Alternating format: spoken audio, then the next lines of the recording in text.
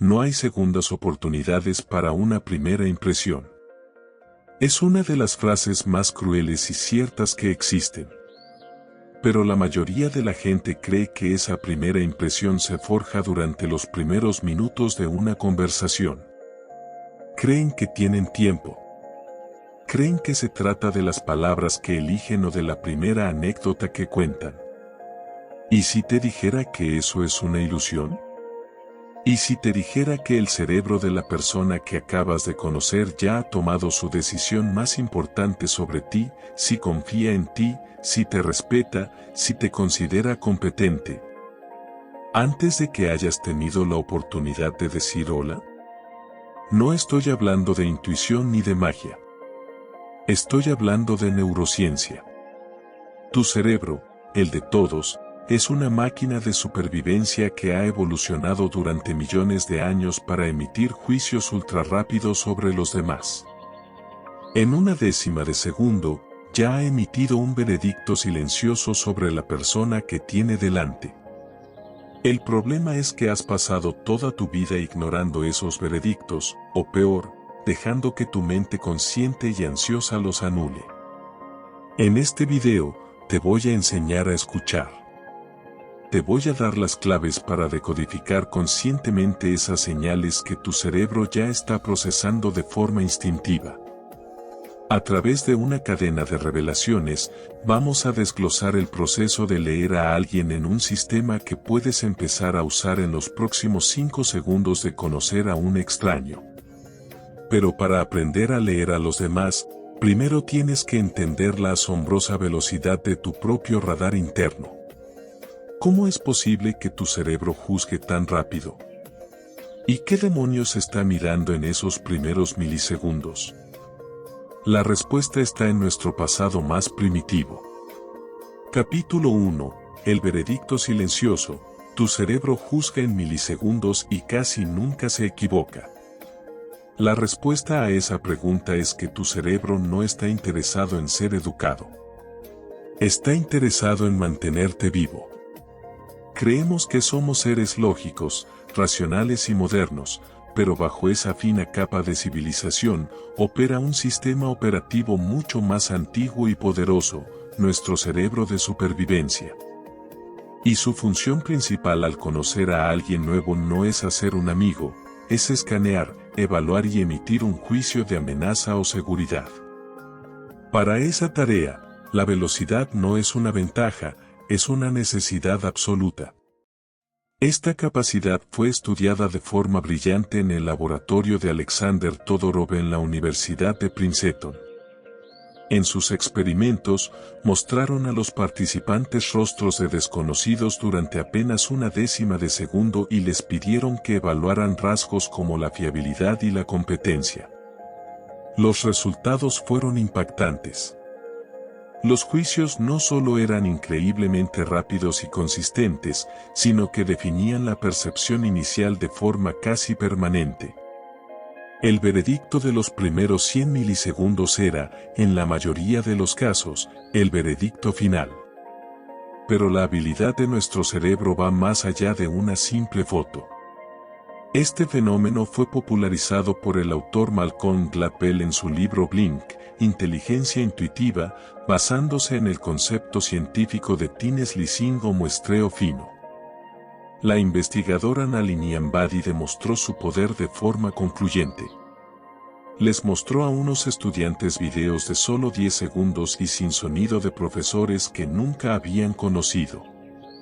Luego les pidió que calificaran la efectividad de esos profesores.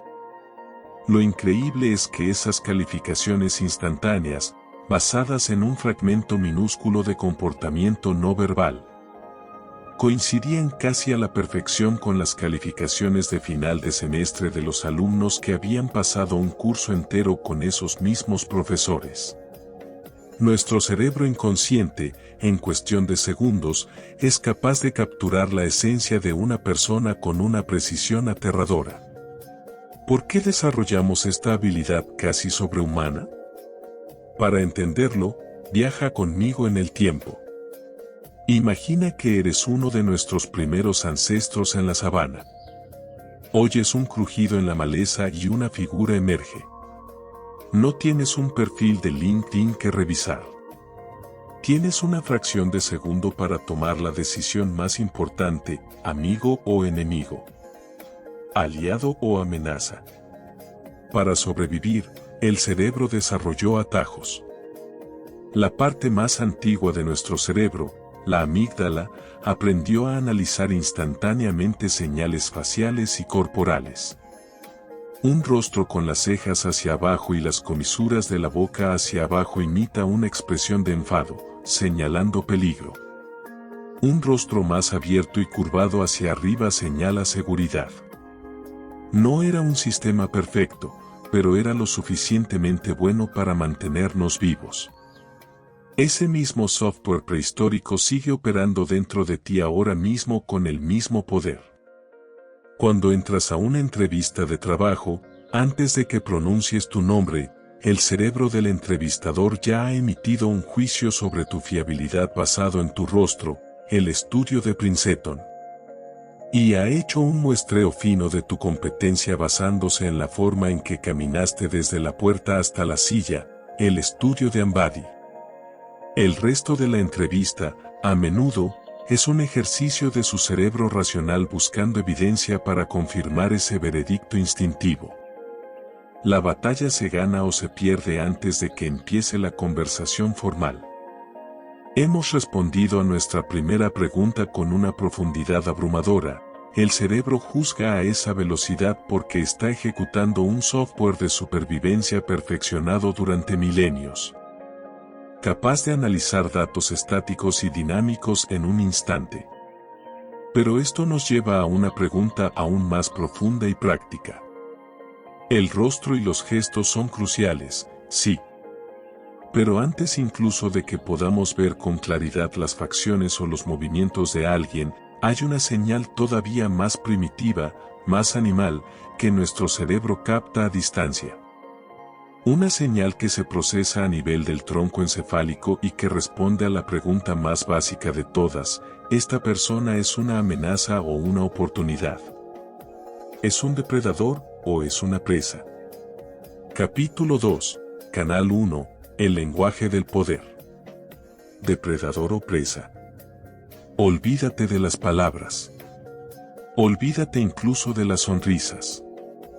La primera pregunta que tu cerebro de reptil se hace al detectar a otra persona es una pregunta territorial, una pregunta de poder. ¿Esta persona se expande o se contrae?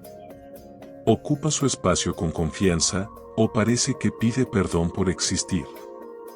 Antes de que sepas si alguien es amable o inteligente, tu cerebro ya ha hecho una evaluación instantánea de su posición en una jerarquía invisible. No se trata solo de seguridad, se trata de estatus. Tu cerebro, quiéralo o no, está constantemente intentando responder: ¿quién es el alfa aquí? ¿Quién es el seguidor? Es la danza del depredador y la presa, una evaluación que ocurre en el nivel más profundo de nuestro ser.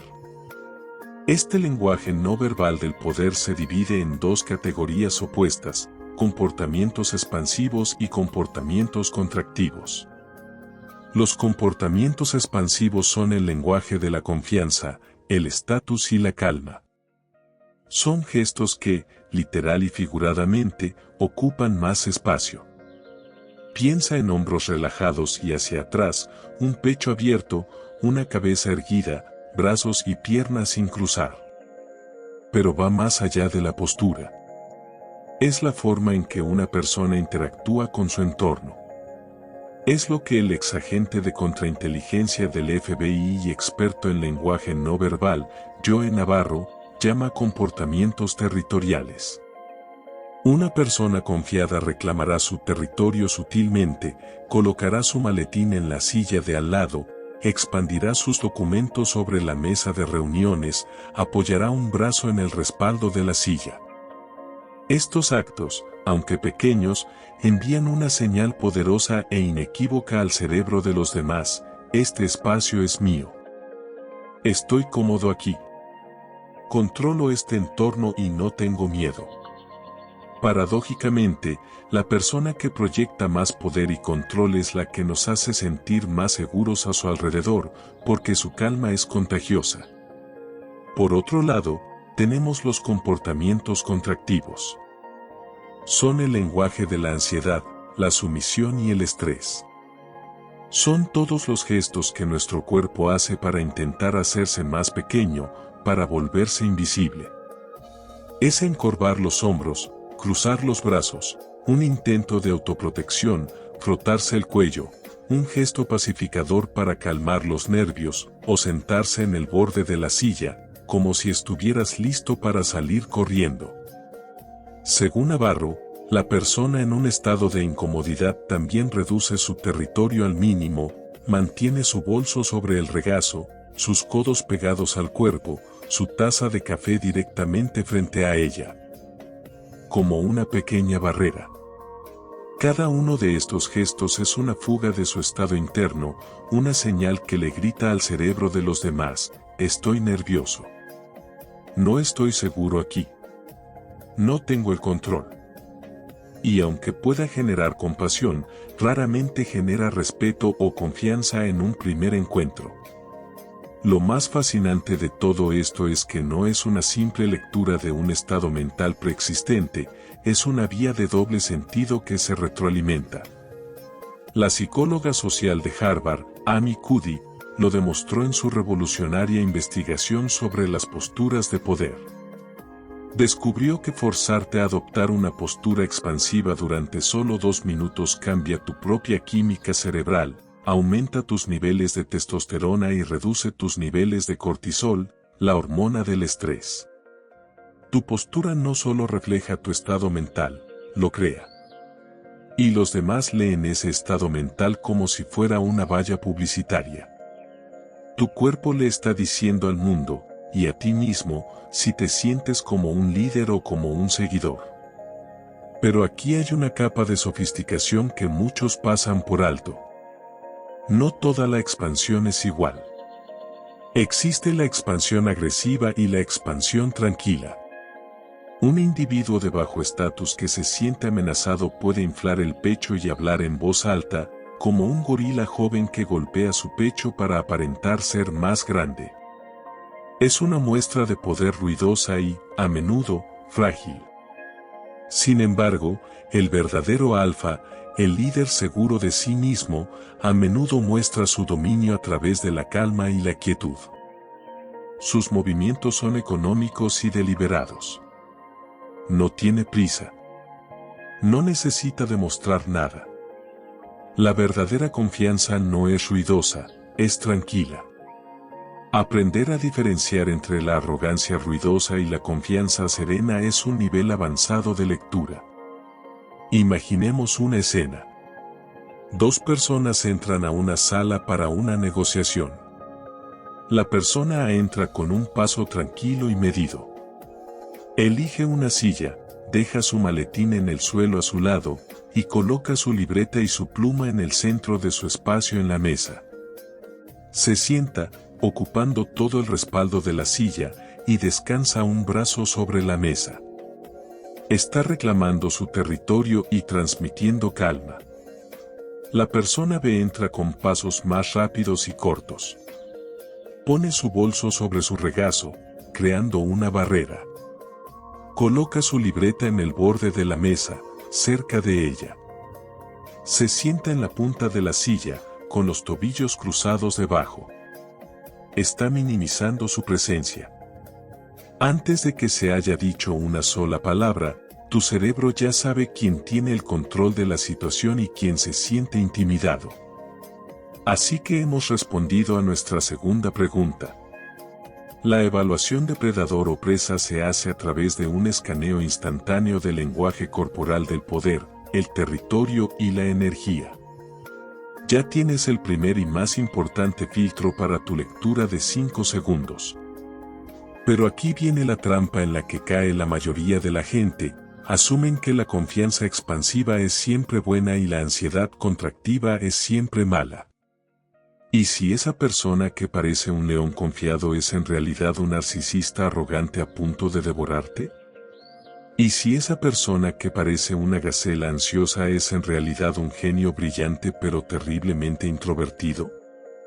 La postura te dice su estatus percibido y su nivel de comodidad, pero no te dice su intención real. Para saber eso, tenemos que dejar de mirar su cuerpo en general y empezar a escanear el tablero de anuncios de sus emociones, la parte más honesta y difícil de controlar, su rostro. Capítulo 3, Canal 2, el tablero de la verdad. La tensión que tu rostro no puede ocultar. Has aprendido a leer el pedestal, la base de confianza o ansiedad sobre la que se apoya una persona. Ahora, vamos a aprender a leer el titular, la valla publicitaria de sus emociones, el rostro. Pero aquí nos enfrentamos a un problema inmenso. Todos, desde que somos niños, hemos sido entrenados para mentir con la cara.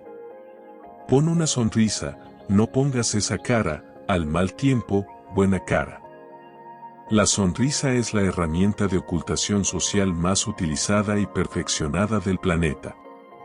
Se ha convertido en el lubricante de nuestras interacciones, una máscara que ofrecemos por cortesía, por profesionalidad o por puro instinto de supervivencia.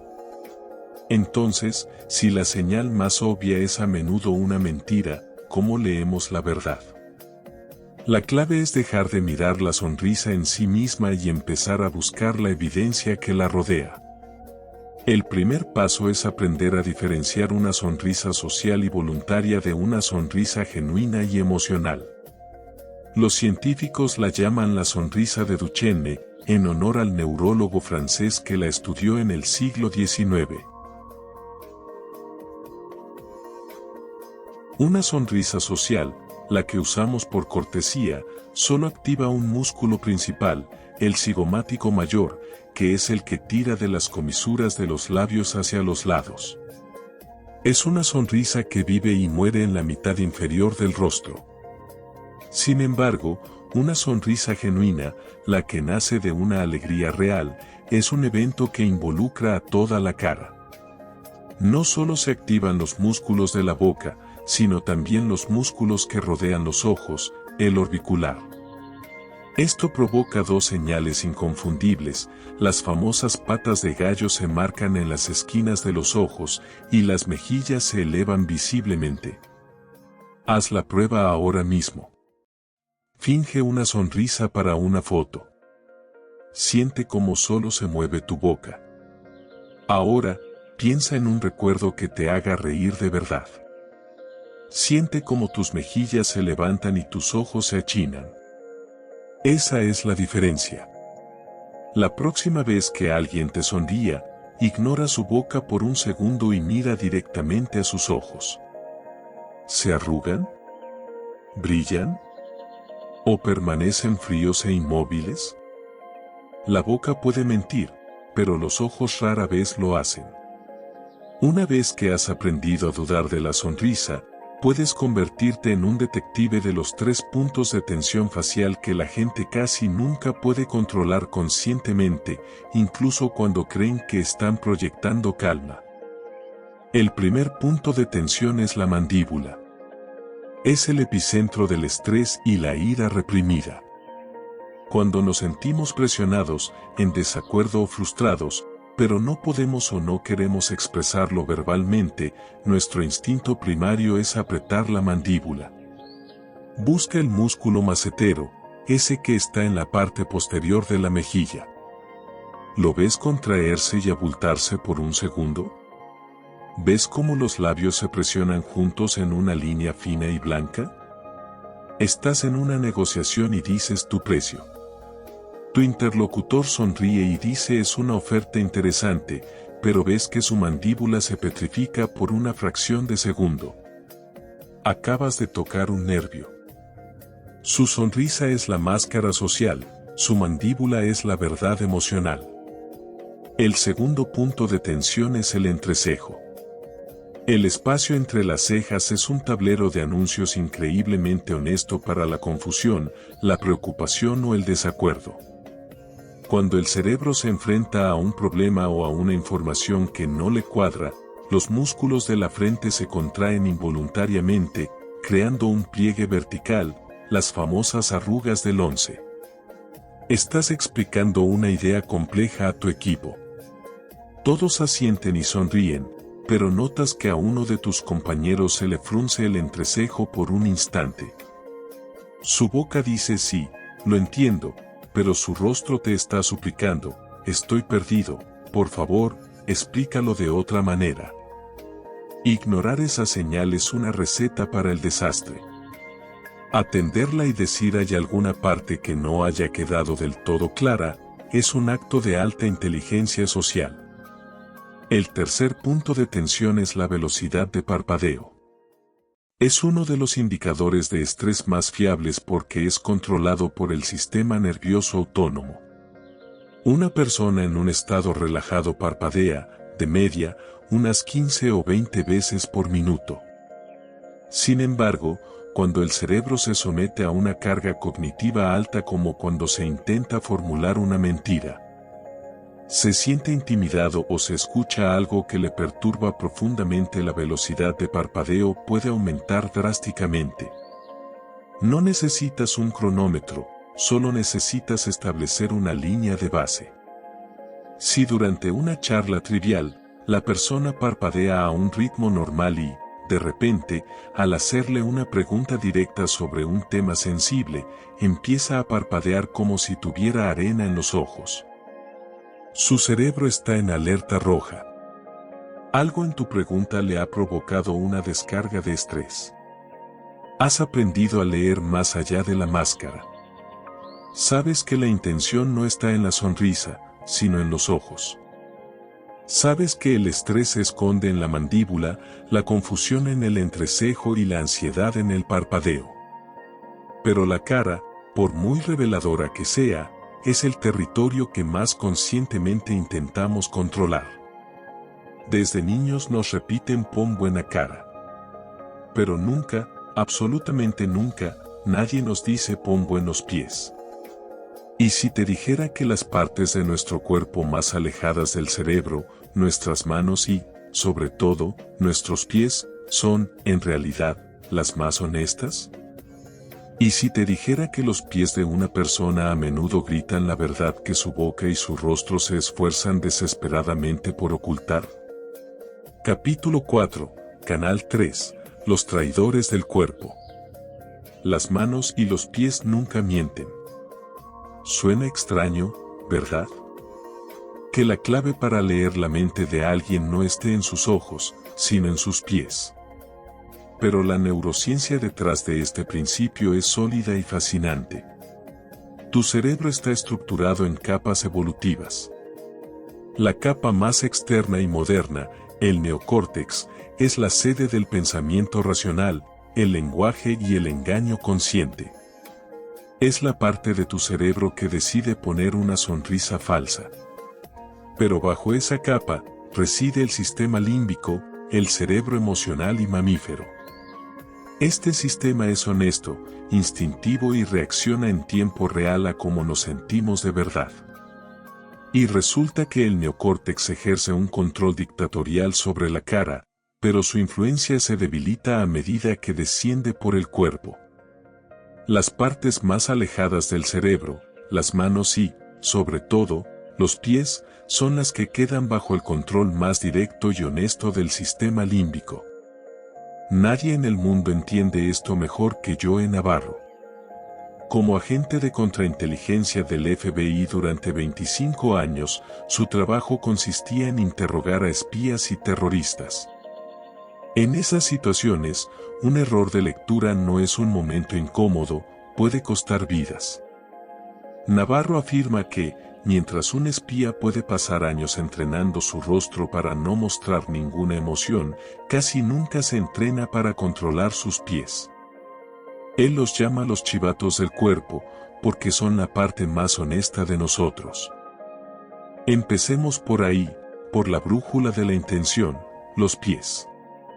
La regla de oro es increíblemente simple, los pies apuntan hacia donde la mente quiere ir. Es una respuesta de supervivencia. Si nuestro cerebro percibe una amenaza o un simple deseo de estar en otro lugar, prepara al cuerpo para la huida, y lo primero que se alinea para esa huida son los pies. Imagina que estás en un evento de networking hablando con un potencial cliente. Su torso y su cara están perfectamente orientados hacia ti. Sonríe, asiente, hace contacto visual. Verbal y facialmente, parece 100% comprometido.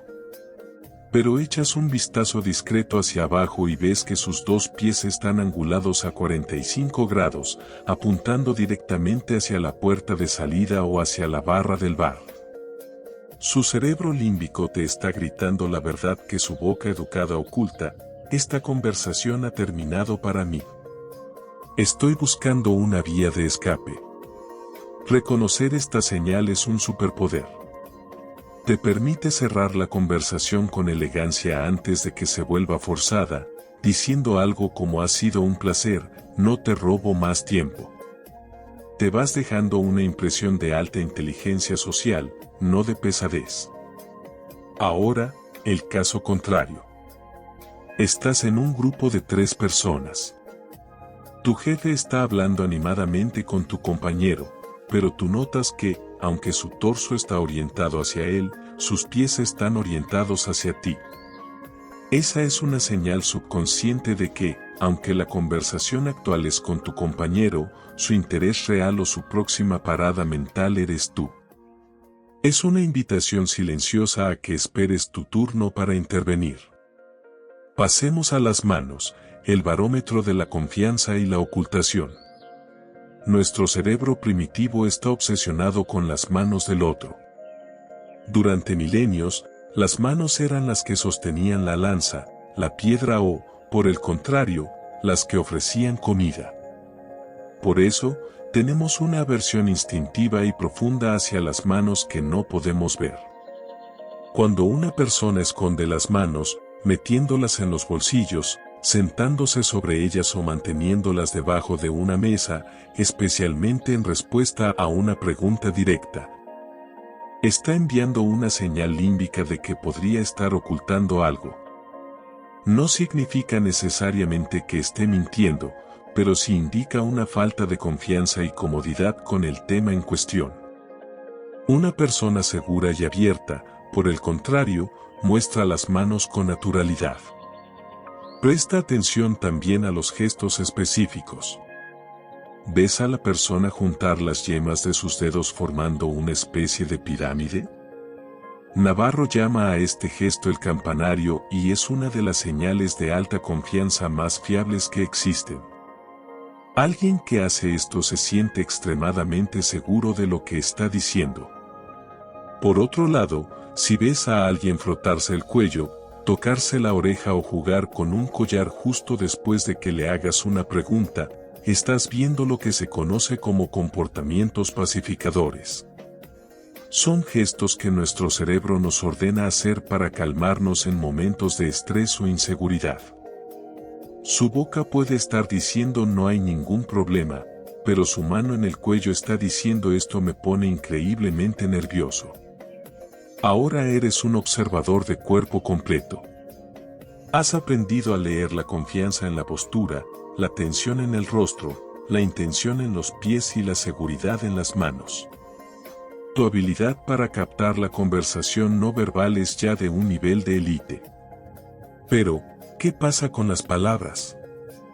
Las hemos dejado para el final porque son la parte más fácil de falsificar. Sin embargo, incluso en el discurso de la persona más controlada y entrenada, existen fugas lingüísticas, patrones y tics verbales que revelan su verdadera forma de pensar como si fueran una radiografía de su mente. Y si te dijera que puedes tener una idea clara de la personalidad de alguien, si es colaborador o egocéntrico, no por el contenido de lo que dice, sino por una sola y simple palabra que repite una y otra vez sin siquiera darse cuenta? Capítulo 5, Canal 4, el código secreto de las palabras. El yo vs el nosotros. Esa palabra existe. Y no es una palabra exótica ni un término psicológico complejo. Es una de las más comunes y, a la vez, más reveladoras del diccionario. O, para ser más precisos, son dos pronombres que actúan como una radiografía de la identidad de una persona, yo y nosotros. La proporción en la que una persona usa estas dos palabras de forma espontánea es como un escáner de su sistema operativo mental. Expertos en análisis lingüístico, como los que perfilan a líderes o sospechosos en investigaciones, saben que la elección de pronombres es una de las fugas verbales más fiables. ¿Por qué? Porque a diferencia de los adjetivos con los que nos describimos conscientemente, soy una persona colaboradora, el uso de yo o nosotros es un hábito gramatical profundamente arraigado, casi inconsciente. Es un tic verbal que revela nuestra verdadera perspectiva del mundo sin que nos demos cuenta. Pensemos en esto como un primer filtro, el eje vertical de nuestra matriz de personalidad. En la parte superior está la realidad del yo. La persona que opera desde aquí se ve a sí misma como el agente principal, el protagonista de la historia. Cuando te cuenta un éxito, la narrativa se centra en su contribución. Yo tuve la idea, yo trabajé hasta tarde, yo convencí al cliente. Esto no es necesariamente egocentrismo, puede ser un signo de fuerte liderazgo y responsabilidad. En la parte inferior está la realidad del nosotros. La persona aquí ve el mundo a través de un lente colectivo. El éxito es del grupo, nosotros encontramos una solución, fue un gran esfuerzo de nosotros como equipo. Esto suele indicar colaboración y humildad. Pero para hacer una lectura verdaderamente profunda, necesitamos un segundo filtro, el eje horizontal de nuestra matriz. Y este es el que separa a los pensadores de los ejecutores. Es la diferencia entre el lenguaje abstracto y el lenguaje concreto. El lenguaje abstracto es el lenguaje de las ideas, las visiones, los valores y las emociones. Es el porqué. Una persona que habla en abstracto te dirá, mi objetivo es fomentar una cultura de innovación y sinergia. Son los visionarios, los estrategas. El lenguaje concreto, por otro lado, es el lenguaje de los hechos, los números, los objetos y las acciones. Es el qué y el cómo. Una persona que habla en concreto te dirá, mi objetivo es aumentar las ventas en un 15% este trimestre lanzando 3 nuevas campañas en Facebook. Son los ejecutores, los ingenieros, los que hacen que las cosas pasen. Ninguno es mejor que el otro, pero son radicalmente diferentes. Ahora, combinemos los dos ejes. Al escuchar a alguien durante solo un minuto, puedes empezar a ubicarlo en uno de 4 cuadrantes. 1. El héroe concreto, yo y concreto es el ejecutor estrella. Hablará de sus logros individuales con datos y hechos. El año pasado, yo cerré 32 nuevos clientes y aumenté mi cartera personal en un 20%. Es eficiente, es directo, pero puede tener dificultades para ver el panorama general o para colaborar. 2. El visionario solitario, yo y abstracto es el fundador arquetípico, el genio creativo. Hablará de sus ideas y su visión del mundo. Mi filosofía es que podemos revolucionar esta industria a través del diseño centrado en el ser humano. Creo que el futuro es inspirador, es carismático, pero puede que necesite a otros para aterrizar sus ideas. 3. La tropa eficiente, nosotros y concreto es el equipo perfectamente engrasado. Su lenguaje es sobre logros colectivos y medibles. Nosotros logramos entregar el proyecto 2 semanas antes de lo previsto y por debajo del presupuesto. Nuestro equipo cumplió todos los KPIs. Son fiables y colaborativos, pero pueden carecer de una visión estratégica a largo plazo.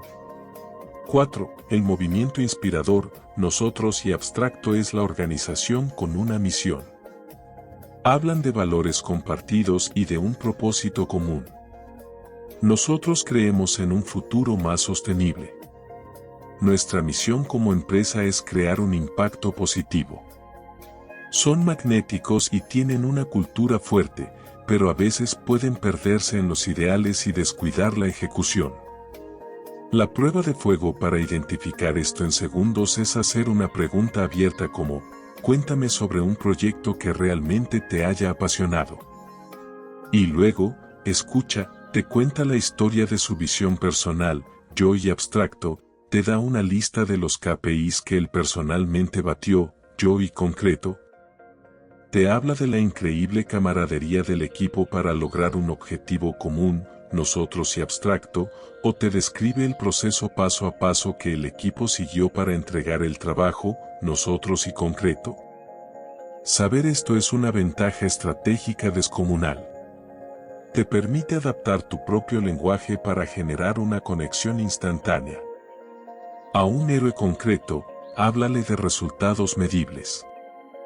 A un visionario solitario, háblale de cómo tu idea encaja en su gran visión. A una tropa eficiente, muéstrale un plan claro. Y a un movimiento inspirador, apela a sus valores compartidos. Bien. Ahora eres un detector humano de señales. Has aprendido a leer el poder en el cuerpo, la tensión en el rostro, la intención en los pies y la matriz de la mentalidad en las palabras. Tienes 4 flujos de datos increíblemente ricos llegando a tu cerebro. Y aquí es donde la mayoría de la gente se pierde y se siente abrumada. ¿De qué sirve recibir todas estas señales si no tienes un sistema para interpretarlas en conjunto? ¿Qué pasa si las señales se contradicen, si su cuerpo dice confianza pero sus palabras gritan mentalidad de equipo? ¿Cómo integras todo esto en un veredicto coherente en menos de 5 segundos sin que tu cerebro se sobrecargue? ¿No sería genial tener un checklist mental? Un acrónimo simple que te permita procesar toda esta información a la velocidad del instinto. Capítulo 6. El sistema CAPA, tu checklist mental para leer a cualquiera. Tienes razón en sentirte abrumado. Analizar 4 canales de comunicación distintos a la vez, postura, rostro, extremidades y lenguaje, parece una tarea reservada para un superordenador, no para un ser humano en medio de una conversación normal. Pero aquí está el secreto, tu cerebro inconsciente ya lo está haciendo. Ya está procesando todas estas señales. El problema es que el ruido de tu propio monólogo interno y la falta de un sistema consciente hacen que te pierdas los mensajes más importantes. El truco no es aprender a procesar más información. Es aprender a saber dónde mirar. Necesitas un filtro, un sistema de triaje mental que te permita capturar lo esencial y descartar el ruido. Y eso es exactamente lo que es el sistema CAPA. No es una fórmula mágica, es un checklist mental que entrena a tu cerebro consciente para que vea lo que tu instinto ya percibe. CAPA es un acrónimo de 4 conceptos clave que debes evaluar en cascada: congruencia, apertura, poder y atención. La primera y más importante, la regla de oro que lo domina todo, es la C de congruencia. Esta es la primera pregunta que tu cerebro debe responder. Los diferentes canales de comunicación cuentan la misma historia, las palabras que escucho coinciden con el lenguaje corporal que veo. La sonrisa en su rostro se corresponde con la tensión en su mandíbula, su torso orientado hacia mí encaja con sus pies apuntando hacia la puerta. La incongruencia es la señal de alerta más importante que puedes detectar. No significa automáticamente que la persona esté mintiendo, pero sí significa, sin lugar a dudas, que existe un conflicto interno entre lo que está expresando conscientemente y lo que está sintiendo de verdad. Una incongruencia es una fuga emocional. Es una bandera roja que te dice, atención, aquí hay algo más de lo que se está diciendo. Una vez que tienes la congruencia como tu filtro principal, evalúas rápidamente los otros 3 elementos. La A de apertura. Este es un escaneo rápido del canal 1 y 3, la postura y las extremidades. El lenguaje corporal general de la persona está abierto o cerrado. Los comportamientos de apertura, brazos sin cruzar, manos visibles, torso orientado hacia ti, son una invitación. Señalan confianza, relajación y voluntad de conectar. Los comportamientos cerrados, brazos cruzados, piernas fuertemente unidas, manos ocultas, el uso de objetos como barreras, una taza, un portátil, son un escudo. Señalan defensa, incomodidad o desacuerdo. En menos de un segundo, puedes determinar si el canal de comunicación con esa persona está energéticamente abierto o cerrado. La P de poder. Este es un escaneo del canal 1, la energía y el territorio, y responde a nuestra pregunta primitiva, depredador o presa. ¿Estamos ante una postura expansiva, calmada y que ocupa su espacio? ¿Eso indica un alto estatus y confianza, o estamos ante una postura contractiva, con movimientos nerviosos y que busca hacerse pequeña? ¿Eso indica ansiedad o un estatus más bajo en esa interacción concreta? Esta lectura te da un mapa instantáneo de la dinámica de poder y te permite adaptar tu propio comportamiento. A una persona que proyecta ansiedad, quizás necesites ofrecerle más calma y seguridad.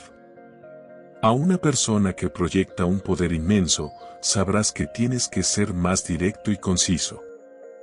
Y finalmente, la A de atención. Este es un escaneo de los canales 2, 3 y 4, el rostro, los pies y el lenguaje. ¿Dónde está realmente el foco de la persona? ¿Está en ti o en sí misma? Los indicadores de atención externa son un contacto visual constante, pies orientados hacia ti y el uso de preguntas y del pronombre tú. Señalan un interés genuino. Los indicadores de atención interna son una mirada perdida, pies apuntando a la salida, el impulso de interrumpir para contar su propia historia y un abuso del pronombre yo. Señalan distracción, egocentrismo o simple desinterés. Esto te dice si estás hablando con un interlocutor o con una pared. Ahora, pongámoslo en práctica. Así es como se ve el proceso CAPA en 5 segundos. Imagina que alguien se te acerca en un evento. Segundo 1,2, escaneo de poder y apertura. Tu cerebro registra instantáneamente, postura expansiva, hombros relajados, brazos abiertos. Proyecta confianza y está abierto a la interacción. Segundo 3,4, escaneo de atención y rostro.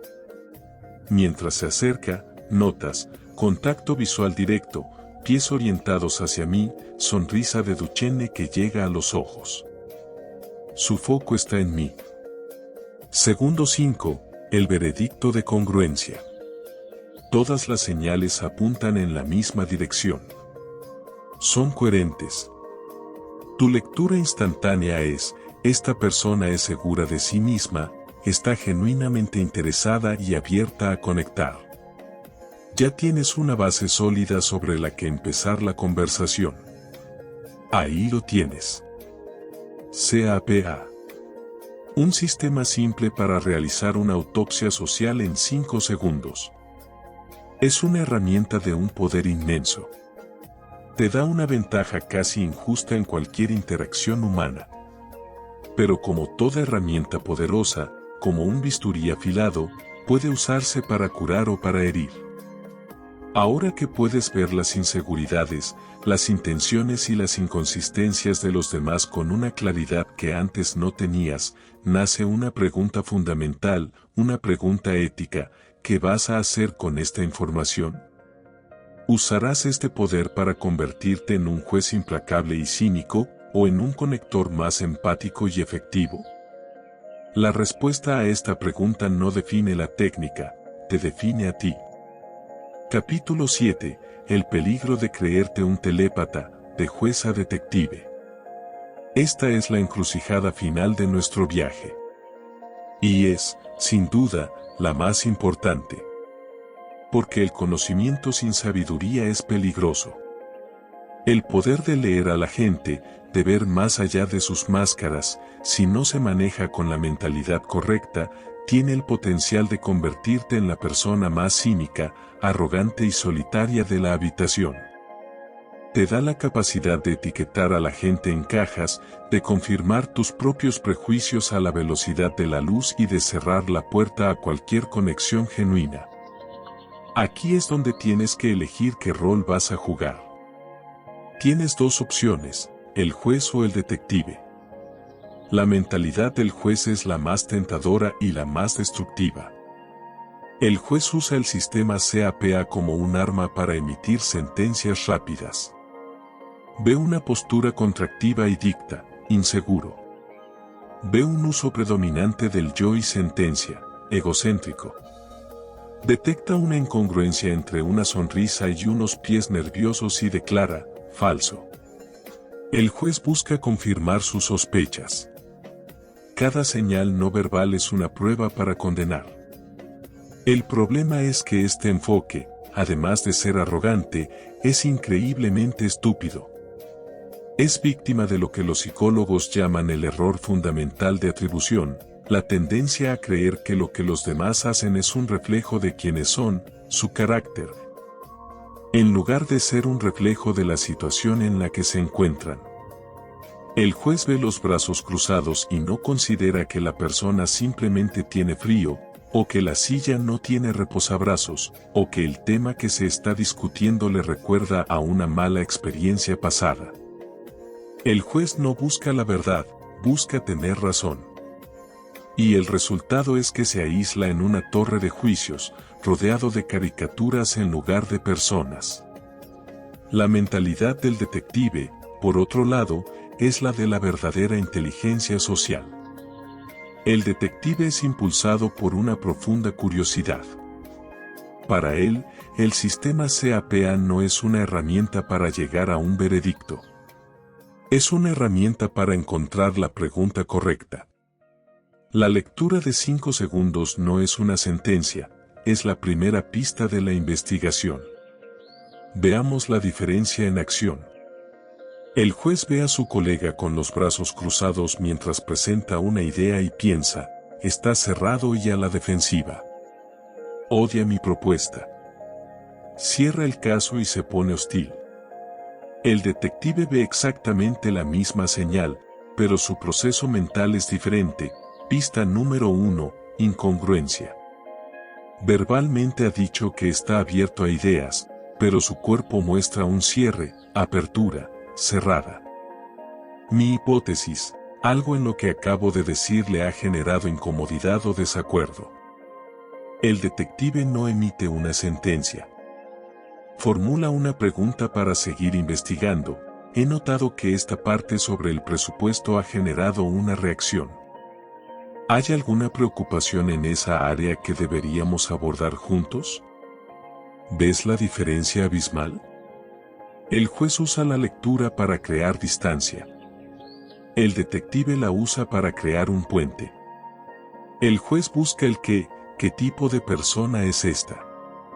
El detective busca el por qué esta persona se está sintiendo así en este momento. El objetivo final de leer a la gente no es convertirte en un detector de mentiras humano. Es convertirte en un detector de verdades ocultas. La verdad de la inseguridad de alguien que necesita una palabra de ánimo.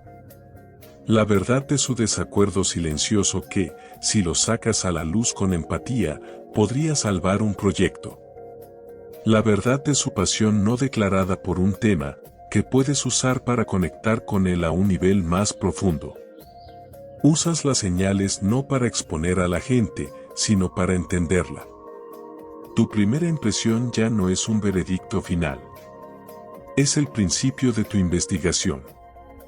La próxima vez que conozcas a alguien, no te preguntes, ¿qué tipo de persona es esta? Pregúntate, ¿qué está sintiendo esta persona, aquí y ahora, y por qué? Esta es la mentalidad que transforma una habilidad técnica en verdadera sabiduría social. Te saca del juzgado y te pone en la escena del crimen de la condición humana, no con una masa, sino con una lupa y un cuaderno de notas. Deja de emitir sentencias. Empieza a buscar pistas. Esa es la clave final. El juicio es un punto final. La curiosidad es un punto de partida. Has aprendido a leer las señales en 5 segundos.